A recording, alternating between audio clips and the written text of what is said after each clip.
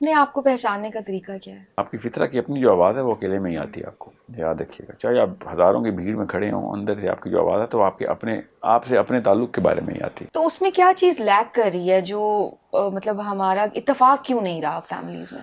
ماؤں کی گود میں بھی دوزخ ملتی ہے، ٹھیک ہے، باپوں کی بھی. باپ کی رضا اللہ کی رضا ایسے نہیں ہوتی. یہ اس کٹہرے میں بیٹھے ہوئے باپ کی رضا اللہ کی رضا ہے جو خود اکاؤنٹیبلٹی اپنے پہ لیتے.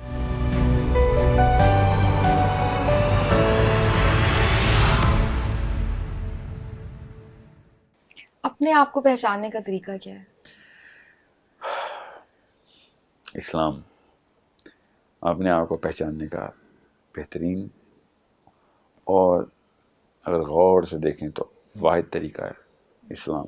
اللہ تعالیٰ نے کہا نا کہ میں نے اپنا سگنیچر کیا تیرے اندر، تجھے اپنی فطرہ پہ پیدا کیا. اپنی فطرہ کو پہچانے، پھر اتنا شعور لے کے آئیں کہ انسان کی اپنی جبلت کیا ہے. نبی علیہ السلام نے شاہ فرمایا جبل ہل جائے گا، جبلت نہیں ہلے گی. اپنی پرسنالٹی کو پہچانیں، اپنے ان ویک سپاٹس کو، اپنے اس ایموشنل ڈائیگرام کو پہچانیں، لکھیں، توجہ دیں اس کے اوپر، لوگوں سے فیڈ بیک لیں. اپنے آپ کو جو بھی آپ سمجھتے ہیں کہ میں کیوں کر رہا ہوں اس کے تاثرات لوگوں کے اوپر کیا مبنی ہوتے ہیں، وہ اس کا ڈیٹا ریکارڈ کریں. اب تو سائنس بھی اس جگہ پہنچ چکی ہے. اب تو کسی بڑی کمپنی میں آپ کام نہیں کر سکتے جب تک کہ آپ کا اپنا 360 نہیں ہوتا. وہ آپ کے جبلی تقاضے ہیں جو کہ میجر کیے جاتے ہیں. آپ کی فطرہ کی اپنی جو آواز ہے وہ اکیلے میں ہی آتی ہے. آپ کو یاد رکھیے گا، چاہے آپ ہزاروں کی بھیڑ میں کھڑے ہوں، اندر سے آپ کی جو آواز ہے تو آپ سے اپنے تعلق کے بارے میں ہی آتی ہے. یہ کان دھرنے جو ہے نا وہ ماں باپ سکھاتے ہیں کہ کیسے کان دھرے جائیں اس آواز پہ، اور اچھے اساتذہ بھی یہی سکھاتے ہیں.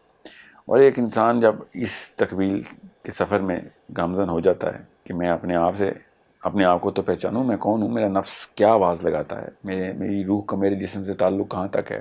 وہ جنگ ختم تو نہیں ہو گئی کہ جو اللہ تعالیٰ نے بارہا اس جنگ کا ذکر کر کے بتایا نا کہ روح اس طریقے سے بے قرار ہو جاتی ہے جب جسم اپنے نفس کی سننا شروع کر دیتا ہے.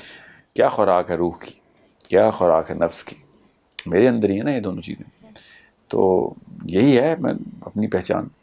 باقی تو جس نے نہیں کی پہچان وہی ہم پہ بوجھ بنا، میری روح پہ بھی بنا، یہاں تک کہ میرے نفس پہ بھی بنا. ایکچولی ایک بیمار آدمی میرے نفس ہی کو تو لذت دینے کے لیے آتا ہے، تو بیماری کیا ہوتی ہے اس کو نہیں پہچان سکا کہ کہانی کیا ہے. ساحل صاحب، آج کل تو سب سے پہلا کیونکہ ریلیشن شپ ہوتا ہی ہمارے گھر والوں سے ہے، تو سب سے زیادہ تو اختلافات ہوتے بھی ہمارے اپنے سبلنگ سے ہیں، پیرنٹس سے ہیں. تو اس میں کیا چیز لیک کر رہی ہے جو مطلب ہمارا اتفاق کیوں نہیں رہا فیملیز میں؟ بچے ماں باپ کے ساتھ تو تعلق ایک سیلفش بنا پہ بناتے ہیں کہ جو ان کو کچھ چیز چاہیے ہوتی ہے. چھوٹا سا بچہ بھی ماں کو سوتے ہوئے میں اٹھا دیتا ہے، کبھی بڑی عمر کی بیٹی بیٹا نہیں اٹھاتے. چھوٹا سا بچہ چیخ مار کے ماں کو تھکی ہوئی ہوتی ہے اٹھا دیتا ہے. بچہ بیسیکلی صرف نفس ہوتا ہے، صرف نفس پروری کرتا ہے. اس کو پھر کاٹتے ہیں، تراشتے ہیں ماں باپ کہ تیرے اندر سے روح کو ابھاریں، تیری نیکی کو ابھار کے لیں. بچہ تو پیور نہیں ہوتا، پیورلی سیلفش ہوتا ہے جی، پورا جبلت کو پریکٹس کرتا ہے جی. تو اس کو آپ پھر اس کے اندر سے پھر آپ اس کو تربیت کرتے ہیں، اس کو اور پوری طریقے سے اس کی فطرہ کو ابھارتے ہیں، روح کو چمکاتے ہیں کہ رحم کو پریکٹس کر، انصاف کو پریکٹس کر. کبھی بھی بچہ خود انصاف نہیں کرے گا، یاد رکھیے، سکھانا پڑتا ہے. چاہتا وہ اپنے لیے انصاف ہی ہے، ایکچولی وہ انصاف بھی نہیں چاہتے زیادہ آج کل کے حالات ہیں. بہرحال یہ پورا ایک لائف سائیکل ہے، اس کے اندر ماں باپ اس تربیت میں پھر چاہتے ہیں دانستہ طور پر یا نادانستہ طور پر، مجبوراً یا شوقیہ تربیت کر ہی رہے ہوتے. کتنی کر لیتے ہیں اب ڈیپینڈ کرتا ہے کہ بحث کرتے ہیں کس کے گھر میں کیا مسائل کس لیول تک پہنچ چکے ہیں. مسئلہ یہ ہوتا ہے کہ اگر آپ صحیح تربیت بھی کر رہے ہیں نا اور خود اس تربیت گاہ کے حصہ نہیں ہے تو بچہ پھر فرکشن میں آئے گا ہی آئے گا آپ کے ساتھ کہ میرے پہ کوئی اور قاعدہ، آپ پہ کوئی اور قاعدہ. ایسے تو نہیں ہوگا، یہ تو فطرہ کی آواز ہے، تو فطرہ کی آواز تو نکالے گا بچہ پھر. تو پھر یہ ہے مسائل کا بیسک جڑ جو ہے. اچھا، ویسے تو دیکھا جائے کہ ہر شخص یہی کہہ رہا ہوتا ہے کہ جو میں نے کر دی ہے وہ اور کسی نے نہیں کیا، اور جس طرح سے میں اپنے فرائض ادا کر رہی ہوں یا کر رہا ہوں یا جو میں رول پلے کر رہا ہوں اس کا مجھے صلہ نہیں ملا، اور مطلب میں بہت ہی زبردست جا رہا ہوں. تو پھر غلطی ہو کہاں رہی ہے؟ بیلنس کٹہرا دیکھا نہیں ہے. میرا مشورہ ہے کہ مائیں اور باپ پہلے خود کٹہرے میں کافی عرصہ گزاریں. جن لوگوں نے خود کٹہرے کی شکل نہیں دیکھی ہوتی وہ لوگوں کے اوپر ایسی اپنی تعریفیں ہی کرتے ہیں، لوگوں کی برائیاں کرتے ہیں. لوگوں کے اندر نقص نکالنا بہت آسان کام ہے. خود کٹہرے کا چکر ہی نہیں لگایا ہوتا. روز کئی دفعہ کٹہرے میں بیٹھنا پڑتا ہے ماں اور باپ کو. اتنا بڑا درجہ ہے ماں باپ کا. ایسے نہیں جنت پیروں میں آئے گی. آج کل کے تو ماؤں کی گود میں بھی دوزخ ملتی ہے, ٹھیک ہے, باپوں کی بھی. باپ کی رضا اللہ کی رضا ایسے نہیں ہوتی. یہ اس کٹہرے میں بیٹھے ہوئے باپ کی رضا اللہ کی رضا ہے جو خود اکاؤنٹیبلٹی اپنے پہ لیتا ہے پہلے, کہ بھائی میں خود کتنا پارسا ہوں جو آگے نیکی کا درس دوں گا. ٹھیک ہے, دینا تو ضرور ہے, چاہے آپ گناہ گار بھی ہیں, درس سب نیکی کا ہی دیں گے, مگر اپنا کٹہرا کہاں ہے آپ کا.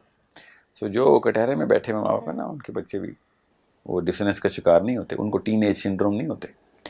ٹین ایج سنڈروم ہوتا ہی اس کو ہے, اس کے بچوں کو ہے جو کول و فیل میں تضاد کرتا ہے. لیکچر تو سارے ٹھیک ہی دیتے ہیں نا اپنے بچوں کو خود, لیکن پریکٹس نہیں کر رہے ہوتے تو بچہ پھر انیٹلی ڈس رسپیکٹ شروع کر دیتا. اس کو خود بھی نہیں پتا ہوتا کہ باپ کی رسپیکٹ ختم ہو رہی ہے اس کے دل سے. Hence toxicity. اچھا, ایک اور ایلیمنٹ ہے کہ جو شخص بہت اچھا ہے, لائک فار ایگزامپل ایک ٹیچر ہے, وہ بہت فرینڈلی بھی ہے, انڈرسٹینڈنگ بھی ہے, اکوموڈیٹنگ بھی ہے, تو اس کے بچے جو اسٹوڈنٹس ہیں وہ اس چیز کی لبرٹی لینا شروع کر دیں گے. اسی طرح سے اگر آپ کا کو ورکر جو ہے وہ بہت ہیلپ فل ہے تو آپ اس پہ ورک لوڈ زیادہ ڈال دیں گے. یا اگر گھر میں جو ہے جو شخص بہت زیادہ سیکریفائسنگ ہے تو وہ پھر اسی کے ہی ذمے ہے کہ اسی سے ایکسپیکٹ کیا جائے گا کہ ہر معاملے میں یہی سیکریفائس کرے گا یا اسی کو ہی کھڑا ہونا ہے. تو یہاں پہ تو وہ کون سی ایسی جگہ ہے جہاں پہ آپ کو فرم ہونا ہے اور آپ کو نہ بھی کہنی ہے؟ ہر وہ غلط جگہ جہاں پہ انصاف کا کرینہ ٹوٹ رہا ہے وہاں نہ کرنی ہے آپ کو. چاہے بیٹی ہیں, بیٹا ہے, اسٹوڈنٹ ہے, ٹیچر ہیں, جہاں پہ انصاف کا کرینہ ٹوٹ رہا ہے وہاں کھڑے ہو جائیں گے. یہ تو فار ایگزامپل آپ کو فائدہ ہو رہا ہے کہ اب ٹیچر لینینٹ ہے تو کسی اسٹوڈنٹ کو کھڑا ہونا پڑے گا نا جس کی تربیت ٹھیک ہوئی ہے کہ سر آج تو آپ لینینٹ ہیں اور میں فائدہ اٹھا لوں گا, کل آپ جب ایکسٹرا اسٹرکٹ ہوں گے, ٹھیک ہے, جہاں پہ زیادتی کر رہے ہوں گے وہاں پہ بھی تو کھڑا ہونے کے لیے مجھے ہمت چاہیے نا. تو وہ آج ہمت دکھانی پڑے گی جب میں آسانی میں ہوں, تاکہ جب میں مشکل میں آؤں تو میں کھڑا ہونے کی کوئی جواز پیدا کر سکوں گا. سر میں نے اس دن بھی تو اپنے فائدے کے اگینسٹ کھڑا ہوا تھا نا, آج میں اپنے نقصان کے اگینسٹ کھڑا ہونے کی کوالیفیکیشن رکھتا ہوں.